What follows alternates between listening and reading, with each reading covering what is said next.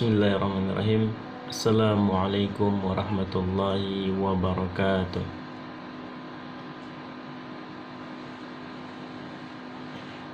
Alhamdulillahilladzi nahmaduhu wa nasta'inuhu wa nastaghfiruhu wa na'udzu billahi min shururi anfusina wa min sayyiati a'malina. May yahdihillahu fala mudilla lahu wa may yudlil fala hadiya lahu. Asyhadu an la ilaha illallah wa asyhadu anna Muhammadan abduhu wa rasuluhu la nabiyya ba'dah. Rabbi shrah li sadri wa yassir li amri wahlul 'uqdatam min lisani yafqahu qawli. Amma ba'd. Puji syukur marilah kita ucapkan kehadirat Allah Subhanahu wa taala, yang mana Allah Subhanahu wa taala masih memberikan kita nikmatnya.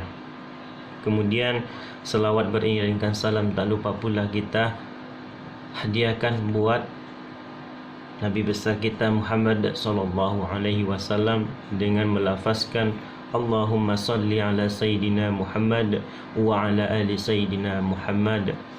Mudah-mudahan nantinya kita di yaumil akhir nanti akan mendapatkan syafaatnya Rasulullah sallallahu alaihi wasallam. Amin ya rabbal alamin. Kaum muslimin yang Allah muliakan, pada kali ini kita akan membahas masih dengan berkenaan dengan hadis Riyadhus Shalihin. Namun pada pertemuan kali ini kita akan membahas tentang bab berbakti kepada kedua orang tua dan menyambung tali kekeluargaan. Allah Subhanahu wa taala berfirman di dalam surat Al-Ankabut ayat 8, A'udzubillahi minasyaitonirrajim. Bismillahirrahmanirrahim. Wa wasainal insana biwalidayhi husnan. Artinya, dan kami mewajibkan kepada manusia agar berbuat baik kepada kedua orang tuanya atau berbakti kepada kedua orang tuanya. Surah Al-Ankabut ayat 8. Maksudnya di sini ialah kita berbakti kepada kedua orang tua dan bersikap lemah lembut dan berperilaku yang baik kepada kedua orang tua kita. Dalam hadis Rasulullah SAW bersabda, wa Nabi Abdurrahman Abdullah bin Mas'ud radhiyallahu anhu qala sa'altu Nabi sallallahu alaihi wasallam ayyul amali ahabbu ila Allah ta'ala qala as-salatu ala waqtiha. Qultu summa ayyu qala birrul walidain. Qultu summa ayyu qala al-jihadu fi sabilillah. Muttafaqun alaih. Rasulullah SAW bersabda dari Abdullah bin Mas'ud, Allah telah meridhoi darinya, berkata, saya pernah bertanya kepada Nabi sallallahu alaihi wasallam. Nah, ini sahabat bertanya kepada Rasulullah sallallahu alaihi wasallam, ya Rasulullah, manakah amalan yang paling dicintai di sisi Allah? Ketika itu para sahabat bertanya kepada Rasulullah sallallahu alaihi wasallam, ya Rasulullah, manakah amalan yang dicintai oleh Allah Subhanahu wa taala di sisinya? Kemudian beliau menjawab, salat pada waktunya. Kemudian sahabat ini bertanya lagi, lalu apalagi ya Rasulullah amalan yang dicintai di sisi Allah Subhanahu wa taala? Maka Rasulullah sallallahu alaihi wasallam menjawab, berbakti kepada kedua orang tua. Kemudian pertanyaan yang terakhir, para sahabat bertanya kepada Rasulullah SAW, apalagi ya Rasulullah amalan yang dicintai di sisi Allah Subhanahu wa taala? Yaitu Rasul menjawab, jihad di jalan Allah Subhanahu wa taala. Hadis muttafaqun alaih. Dalam hadis ini menjelaskan kepada kita bahwa ada 3 poin penting. Ketika itu para sahabat bertanya kepada Rasulullah SAW, ya Rasulullah, amalan apa yang paling dicintai di sisi Allah Subhanahu wa taala? Ketika itu Rasul menjawab, berbakti, atau yang pertama yaitu salat pada waktunya. Kemudian bertanya lagi, amalan kedua lagi, apa ya Rasulullah amalan yang dicintai di sisi Allah Subhanahu wa taala? Yaitu berbakti kepada kedua orang tua. Nah, ini menggambarkan kepada kita bahwa setelah kita beribadah menghadap Allah Subhanahu wa taala, hablum minallah, maka hablum minannas kita yaitu berbakti kepada kedua orang tua. Maka tingkatannya ketika kita melakukan amalan kepada Allah Subhanahu wa taala, mendekatkan diri kepada Allah Subhanahu wa taala, apa amalan selanjutnya yang kita lakukan agar kita dicintai di sisi Allah Subhanahu wa taala, yaitu berbakti kepada kedua orang tua. Sangat mulia sekali. Berbakti kepada kedua orang tua sejajar atau sama ketika kita hendak melakukan suatu ibadah hablum minallah kita kepada Allah Subhanahu wa taala. Ketika hablum minallah telah kita laksanakan, maka hablum minannas yaitu berbakti kepada kedua orang tua.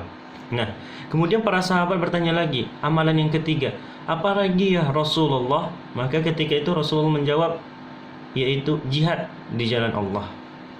Nah, hadis ini menjelaskan kepada kita bahwa hadis ini merupakan sebuah dalil yang mana solat sesuai waktunya merupakan amalan yang dicintai oleh Allah Subhanahu wa taala. Ketika waktu solat masuk, hendaklah kita langsung melaksanakannya. Maka itu merupakan suatu amal, perbuatan yang dicintai di sisi Allah Subhanahu wa taala. Setelah itu kita berbakti kepada kedua orang tua. Nah, berbakti kepada kedua orang tua di sini lebih diutamakan ketika kita berjihad di jalan Allah Subhanahu wa taala. Kemudian hadis selanjutnya, hadis 313.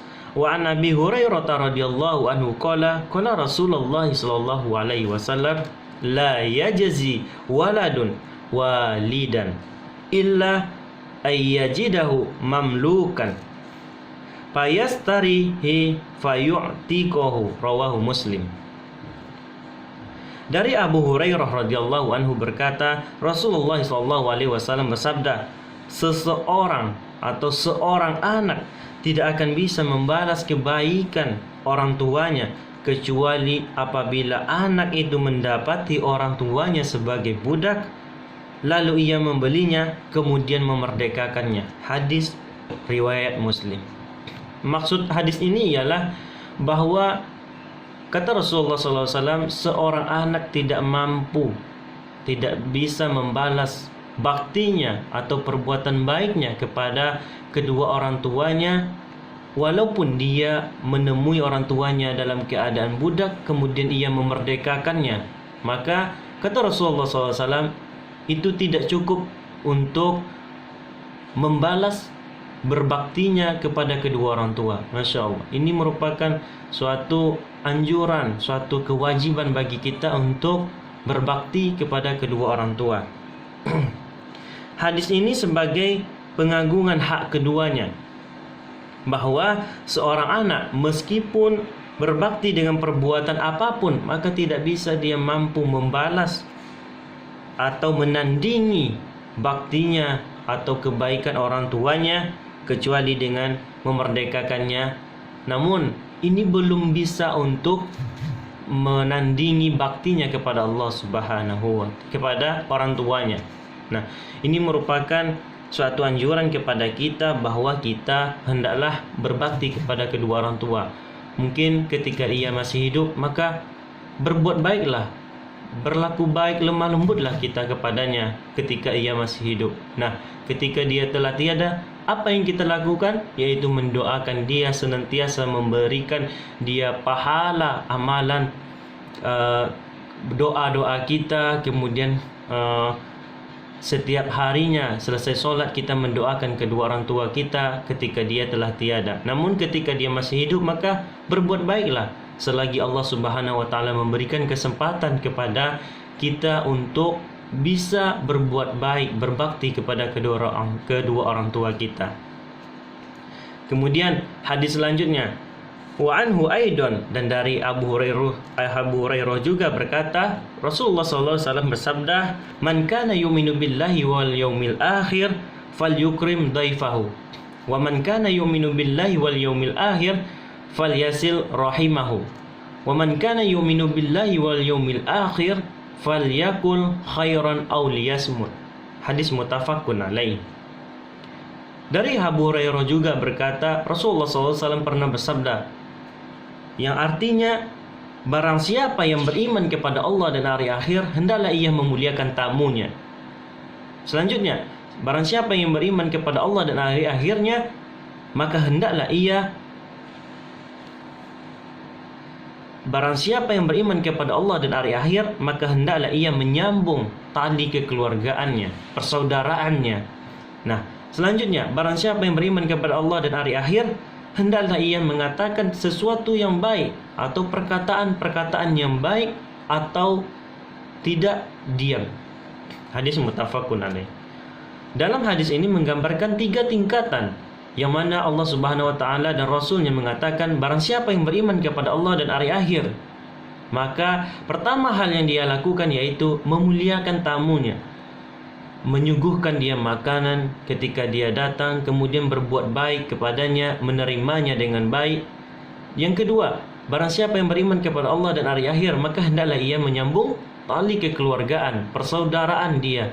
Tidak ada permusuhan antara dia dengan saudaranya, antara saudaranya yang dekat maupun saudaranya yang jauh.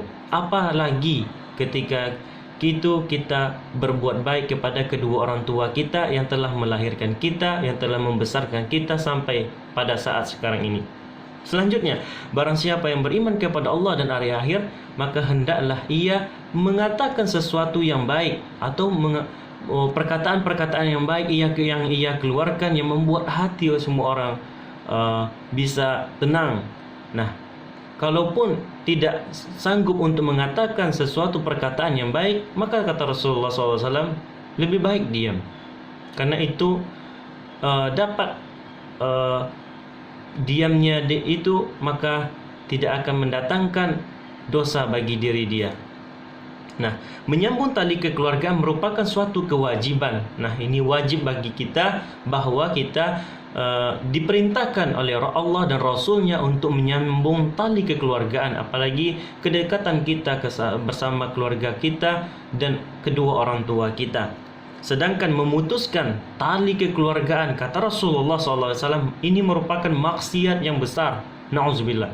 Ketika kita seorang anak dengan orang tuanya tidak berhubungan baik, antara saudaranya dengan saudara yang lain tidak berhubungan baik, maka kata Rasulullah SAW, dia telah melakukan kemaksiatan yang besar.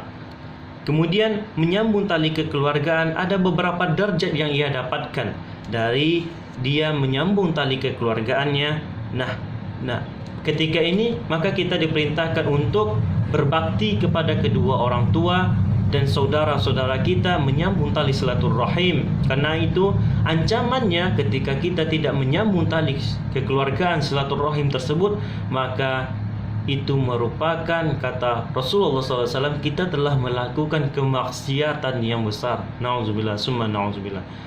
Dari ketiga hadis ini yang menjelaskan tentang berbaktinya kepada kedua orang tua, mudah-mudahan kita bisa menjadikan ini sebagai pedoman hidup kita dalam kehidupan sehari-hari. Nah, ketika orang tua kita masih hidup, maka segeralah kita menemuinya, berbuat baik, berlemah lembut kepadanya dan berbakti kepadanya. Nah, ketika Allah Subhanahu wa taala telah memanggilnya, maka apa yang kita lakukan yaitu selalu mengirimkan doa kepadanya, pembacaan Al-Fatihah kepadanya, dan selalu berbuat baik, menjaga hubungan kita dengan saudara-saudara kita yang lain. Mudah-mudahan Allah Subhanahu wa taala selalu meridhoi kita. Dengan ini kita tutup dengan doa kifaratul majlis. Subhanakallahumma wa bihamdika asyhadu an la ilaha illa anta astaghfiruka wa atubu ilaik. Assalamualaikum warahmatullahi wabarakatuh.